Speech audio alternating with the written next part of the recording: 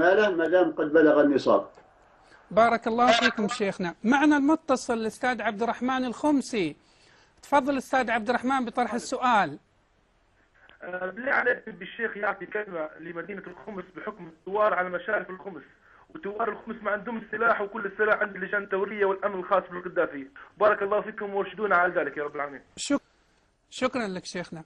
شيخنا بالنسبة للأخ عبد الرحمن الخمسي يريد كلمة إلى أهل الخمس وإلى الثوار وأن الأسلحة في يد اللجان الثورية، فهل من كلمة توجهوها إلى الأهالي في الخمس؟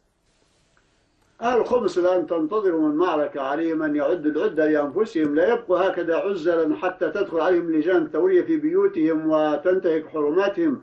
عليهم أن يبحثوا عن السلاح بأي وسيلة بأي طريقة، عن طريق التهريب على الثوار في المناطق الأخرى، سواء كان في مصراتة أو في بنغازي أو في طرابلس. عليهم أن يعينوهم ويهربوا لهم السلاح، لأن هذه هي الجبهة القادمة، فلا بد أن يعدوا العدة لذلك، وألا يبقوا هكذا ينتظرون حتى يأتيهم الموت ويقتلون من قبل جنود هؤلاء، من جنود الطاغية الذين لا